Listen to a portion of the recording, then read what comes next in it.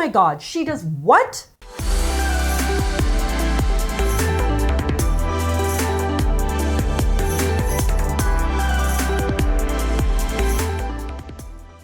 In today's video, we'll be taking a look at Jennifer Garner's Harper's Bazaar What Ate in a Day interview.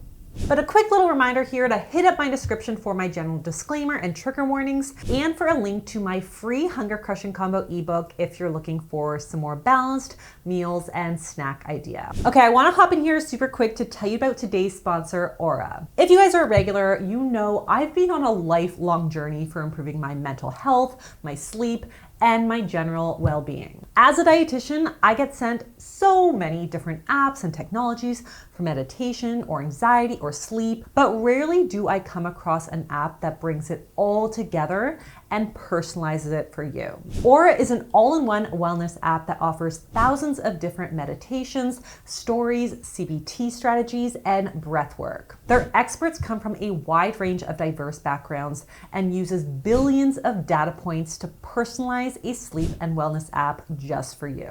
As I work through my new ADHD diagnosis, I have really found Aura to be amazing for motivation, affirmations, and of course, improving my sleep, especially when I've had a particularly stressful day. And because there's so many different modalities and approaches, you'll quickly find exactly what resonates best with you. So if you want to try Aura yourself, check out the link in my description to get started today for free. Okay, so Jennifer Garner is such a mom figure in my mind. Like, aside from the cinematic brilliance that is 13 going on 30, I'm pretty sure she always plays the mom. So I'm expecting big mama bear energy over here when it comes to her diet. The question of the day, however, is going to be, is she the crunchy granola or like Almond LA variety? Well, let's take a look. My regular breakfast is coffee and more coffee. I take my coffee black with sometimes an almond milk cappuccino. Oh my God, she does what? Black coffee on an empty stomach? That is gonna spike her cortisol and make her gain belly fat. And we all know that the camera already adds 10 pounds. Please tell me you sense my sarcasm there. I am just playing with all you. We can calm the down. Relax. But let's talk about it. So, quick fact check here. 1, it is true that high levels of cortisol is associated with increased belly fat. 2, cortisol is highest in the morning naturally. And 3, coffee can increase cortisol levels since it is a stimulant. But some evidence has actually found no effect on cortisol levels at all, and other evidence suggests that when we regularly consume coffee, our body adapts and we don't get any kind of concerning spike in cortisol. Of course, I think if you're prone to anxiety or you're very cortisol sensitive, then you may want to limit your consumption or at least experiment with different meal and coffee timings. The bigger legitimate concern around coffee on an empty stomach is digestion, or at least digestive symptoms. Coffee can stimulate gastrin and hydrochloric acid production, which some find can exacerbate indigestion and GERD. Even though, side note, this meta-analysis actually found no significant association. So as always, this may be highly individualized. Also, as we established, it's a stimulant. So when taken alone or in excess, it can cause loose bowels.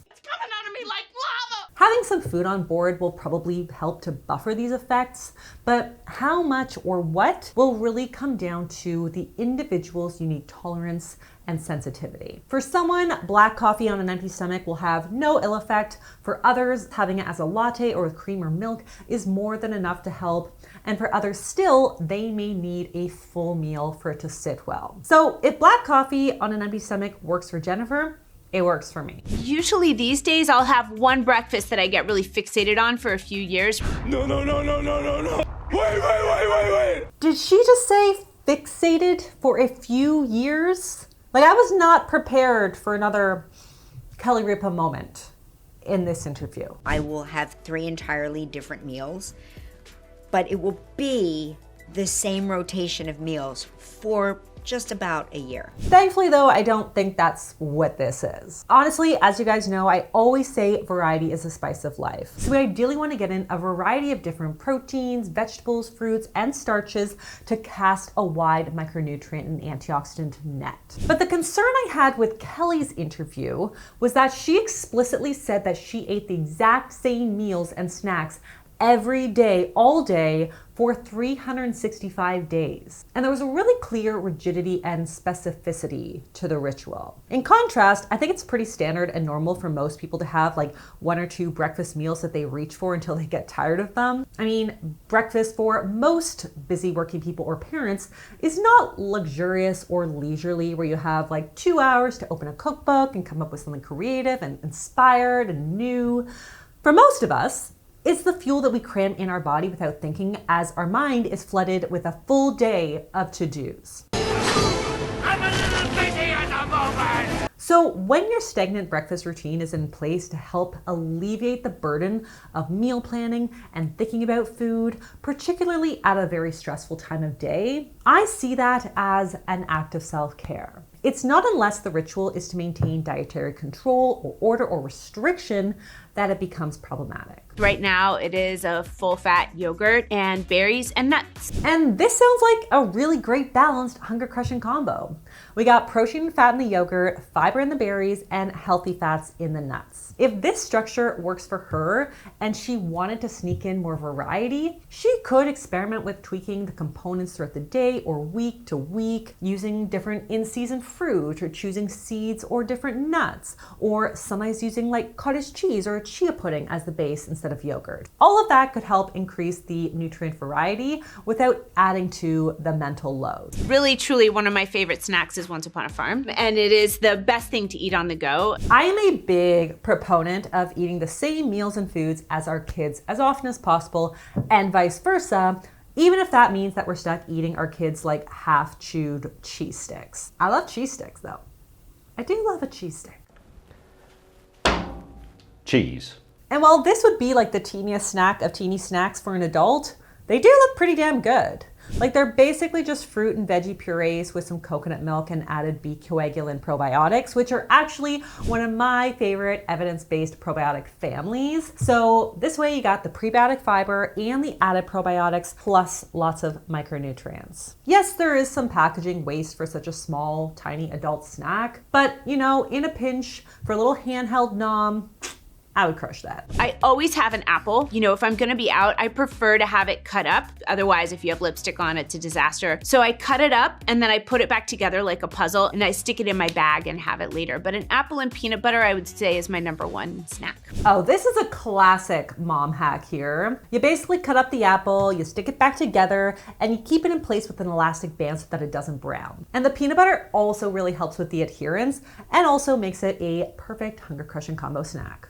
Yay! Typical lunch is a big arugula salad, some dark greens. It's chopped up veggies, whatever is fresh in the garden, broccoli, cauliflower, green beans, sugar snap peas, peppers, anything, cheese, nuts, sweet potato, or a little bit of brown rice. This sounds delicious and obviously super nutritious with all the in-season garden picks here. Plus we got the complex carbs in the rice or the sweet potatoes, plus some fats in the nuts or cheese. But we definitely would want to see some protein in this meal. So just like throwing in some rotisserie chicken or canned beans or tuna or chopped eggs would make this a much more satiating, balanced meal. A typical dinner would be mom food most nights of the week. I do not consider myself a good cook or baker. I do like to cook and bake for people I love, especially for my kids. It's a gift of being a mom that you get to train your kids' palate to your own food. This is a really lovely point, and I think it speaks to why we want to at least try to offer variety. Our kids aren't always going to eat everything that they're offered, but the more often they see a food on the table, the less scary it will become, and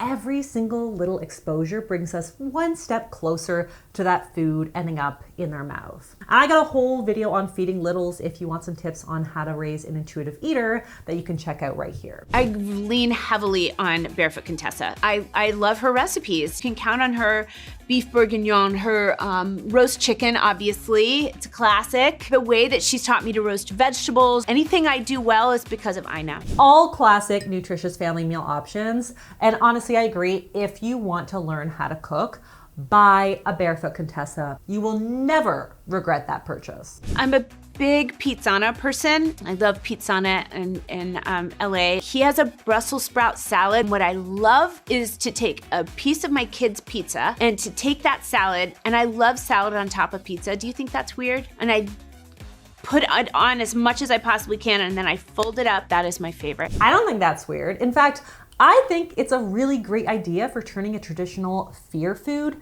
into a really balanced meal. And Brussels sprout salad sounds incredible for going on top of pizza. We've talked a lot about blood sugar balance on this channel lately, and I think that adding a ton of salad to your pizza meal, whether it's on the side or on top, is a really great way to stabilize blood sugars and maintain regularity after a higher carb meal. I think the more that comes out about alcohol, the more I'm just re-examining my own relationship with alcohol. And the older I get, the more I want to protect my brain. But I did have a glass pretty regularly, and now I've just been stripping those away. You know, I am also in this headspace where I just kind of want to drink less and less. And based on the updated literature, I do think that's a good idea. Yes, we know that alcohol, specifically wine, does contain antioxidants and other bioactive compounds that do have some health benefits, but we really need to weigh those benefits against the risk of alcohol consumption in general, which is why we usually see a J-shaped curve of health risk in the literature. In other words, a little may have some perks, but a lot can be very, very, very bad. Here in Canada, our Canadian drinking guidelines were just updated, suggesting that no amount of alcohol is technically safe. So they dropped the recommended weekly drinks from 10 for women and 15 for men per week down to just 2 per week. That is quite the leap. And this is based on updated research linking chronic alcohol consumption to different types of cancers and heart disease and stroke, plus the acute risks associated with drunk driving and interpersonal violence. According to Dr. Mark Asbridge, who was on the expert panel for this report, about 50% of ER cases in the summer are related to alcohol. So while alcohol is often being seen as a cash cow in jurisdictions that tax it really heavily, it's actually thought to cost our healthcare a lot more. In fact, in Canada, we have a $3.7 billion alcohol deficit every year due to the physical and mental health risks. So yes, I love me a glass of wine, but I personally agree with this updated standards for a multitude of reasons: sleep, mental health, weight management, chronic disease risk, and most definitely violence. So yeah, try not to aim to get your daily antioxidants from wine. Like, a daily salad is a way safer way to get your fix. I'm sorry that was such a dietitian thing to say. I really don't like olives. Please don't bring them over. Don't put them in my fridge. I'm not interested. I don't want you and your olives. I feel that. I'm actually kind of indifferent about olives. Like, I like olives in or on things like pizza or salad, but I'm not one to just like munch on them all on their lonesome. Just doesn't excite me. I learned how to make homemade magic shell. You know, the chocolate that hardens over ice cream. If it's in my house, I'm having a bowl of ice cream with magic shell. Love homemade magic shell. It is super easy, and you get to use like really good quality chocolate. Store-bought magic shell syrup's first ingredient is sugar, followed by sunflower oil, coconut oil, and then cocoa and chocolate. That means that sugar is present in the greatest amount by weight. In contrast, a standard magic shell recipe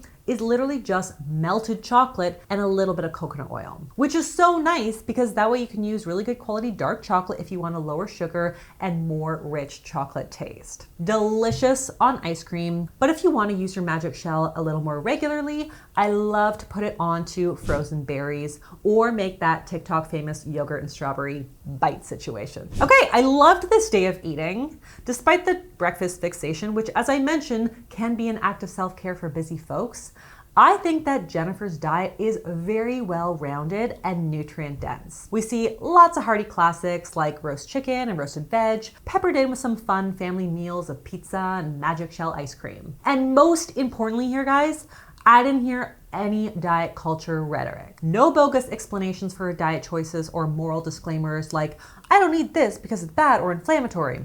Just, I like this, I eat that, I'm a mom, so I'm juggling a lot, and I'm doing the best job to feed my family nutritious food. And as a fellow working mom, I think that is super, super admirable. So on that note, that's all that I have for you guys today.